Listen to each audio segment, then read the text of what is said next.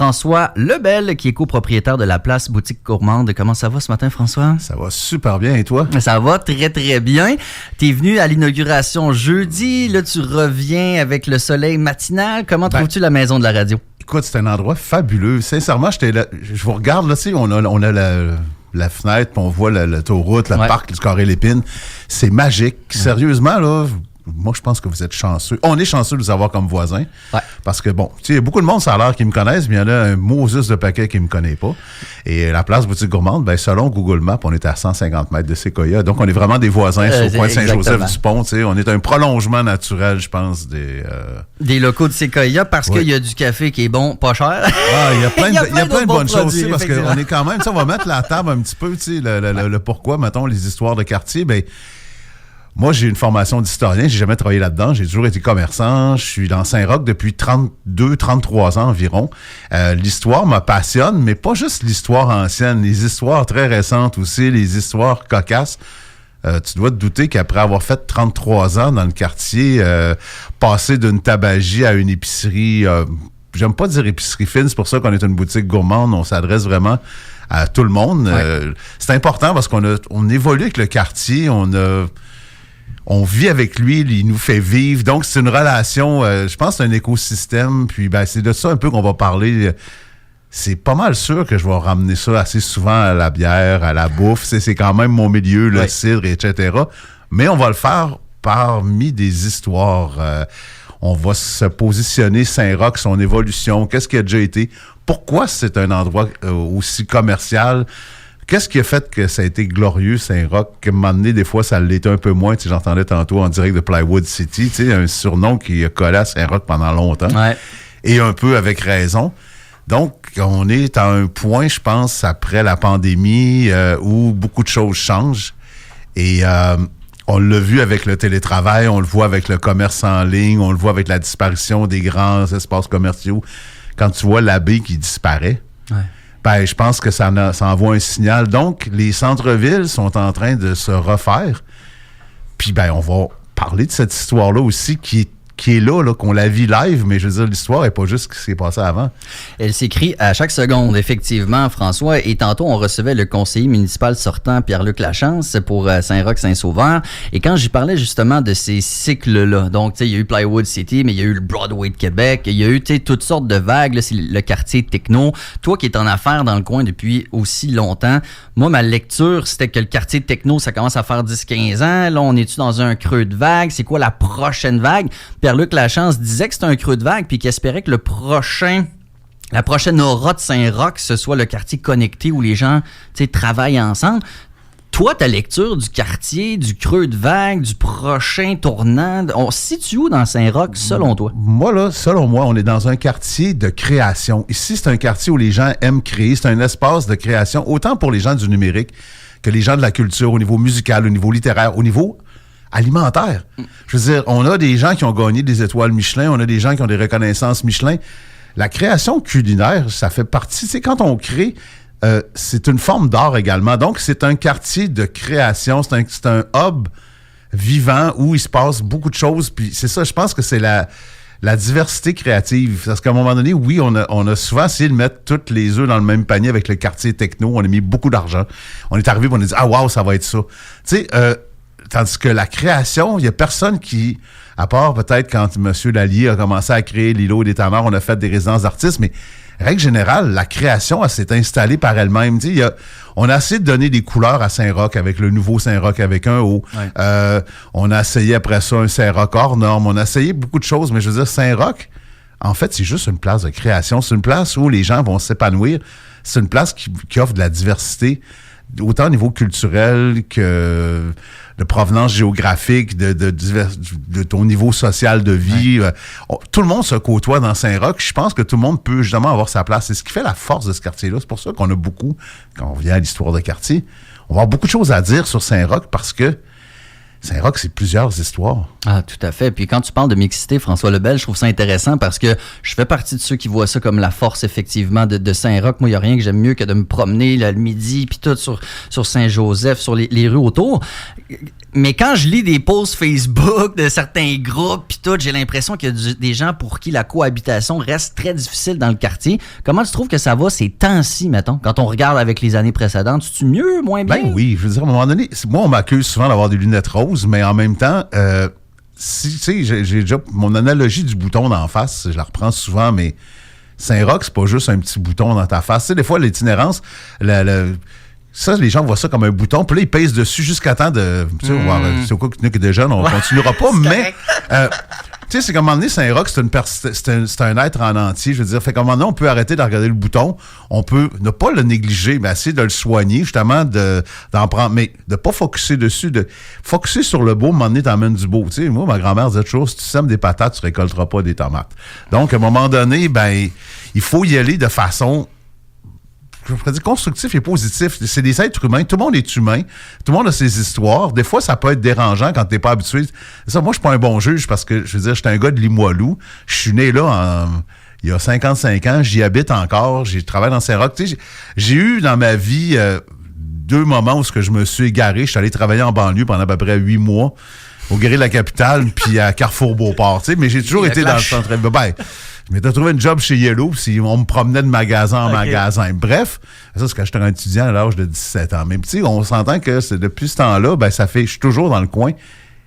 C'est quelque chose de normal un peu pour moi. Tu sais, ça fait partie de la vie. Je te dis pas que je trouve ça normal d'accepter l'itinérance, puis de se fermer les yeux, puis de faire comme s'il y avait rien là, mais ça me fait pas peur.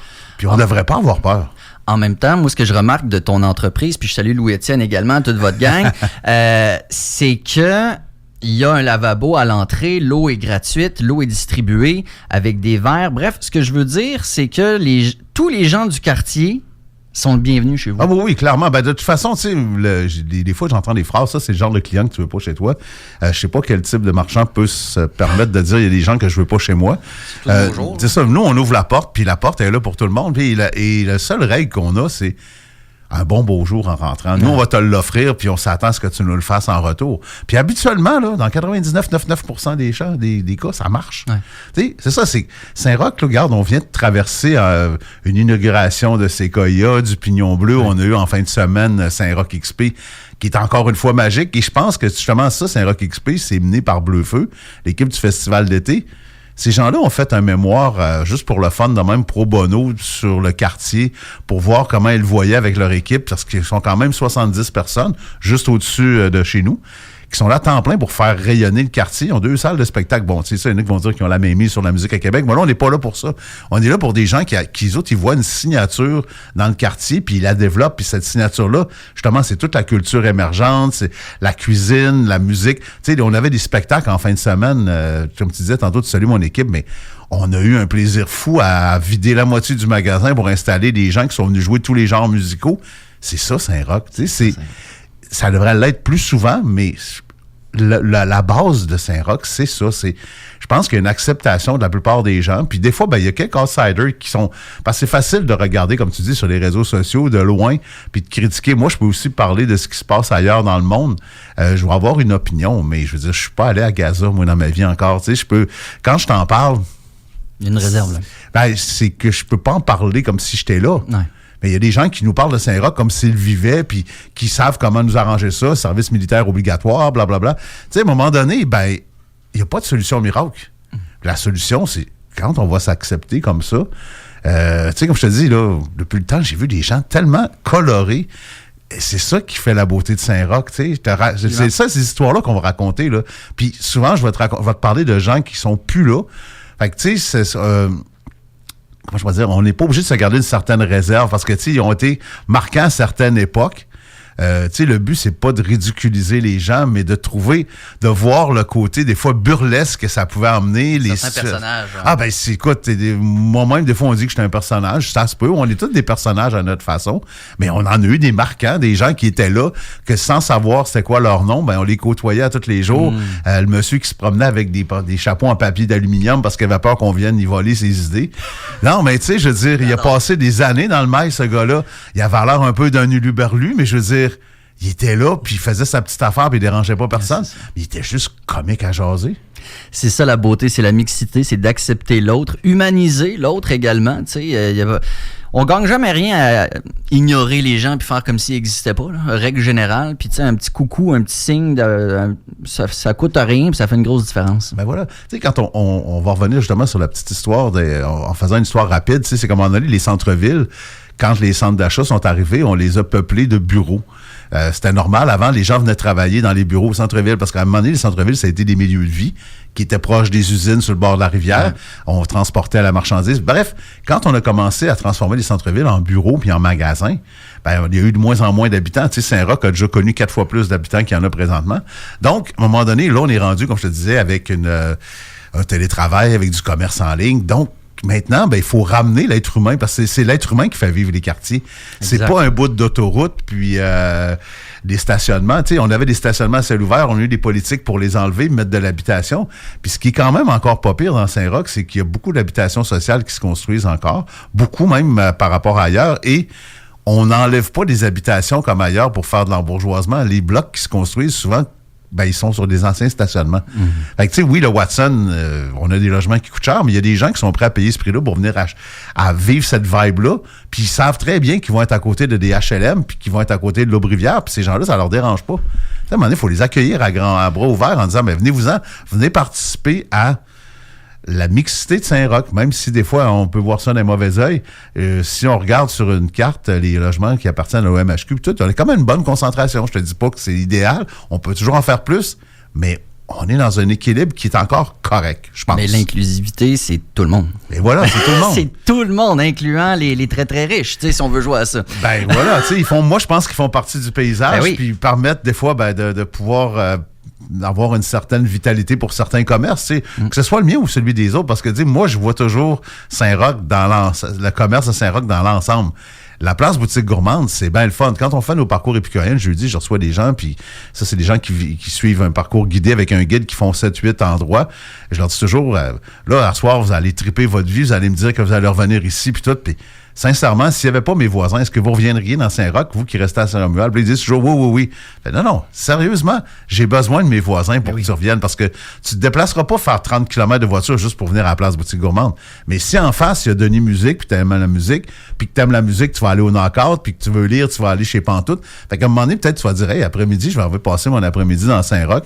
Ça se peut, il y a des gens qui le font. Parce qu'il y a des gens qui trouvent ça le fun, et c'est le fun. Il faut viser de moins en moins de se stationner devant le commerce, rentrer, sortir, repartir. C'est un peu ça l'esprit qu'il faut briser. C'est comme, viens magasiner dans le quartier en général. C'est un peu ça. Au-delà de viens magasiner, viens passer un bon moment. Parce que quand tu vas stationner la voiture, moi, j'ai fait, je suis un peu nerd à un moment donné, j'étais allé au Ikea un samedi après-midi pluvieux. J'ai stationné la voiture, j'ai parti mon chronomètre, puis ça m'a pris 4 minutes 3 secondes de rentrer dans le Ikea. Hey, c'est long en maudit, mais j'étais déjà rendu sur place, donc psychologiquement, j'étais chez Ikea. J'étais sur le parking du Ikea. Je te mets au défi de te stationner dans le coin de Saint-Joseph et marcher plus que 4 minutes pour aller dans le commerce, tu vas aller visiter. Mais de toute façon, c'est que si tu viens, tu vas en profiter pour aller prendre un verre d'une microbrasserie, tu vas en profiter pour aller peut-être voir un spectacle en soirée, mais tu vas faire de Saint-Roch ta destination. Je m'excuse, à part aller manger des boulettes suédoises puis t'acheter des racks chez Ikea, tu peux pas faire ta destination de l'après-midi là-bas. Là. Puis marcher le parking du Ikea ou marcher Saint-Roch, il y en a un qui est plus agréable que l'autre. Ben tu sais, en même temps, quand même, le parking du Ikea, il y a un rond-point vert, donc c'est un projet environnemental. Il y a un peu de gazon, fait que ça peut être le fun. Sinon, ben tu peux venir marcher Saint-Roch, il y a des parcs pas loin, dont celui en face du Carré d'Épines. T'sais. François Lebel, merci tellement. Ça va être un immense plaisir. Dans 2 semaines, on se rejase. Toi, tu seras pas dans le coin. Là. Ah non, moi, je vais être outre-mer, mais on va jaser de quelque chose que j'aime beaucoup, puis je vais commencer à la racine de tout ça, tu sais. Ça va être bon. Ça commence par B, puis ça finit par hier. On se reparle dans 2 semaines, François Lebel. Merci de prendre du temps pour nous autres dans Québec Réveil. Ça me fait plaisir. Merci de m'inviter. On va avoir tellement de plaisir cet automne. Promis. Salut, bonne journée. Bye-bye.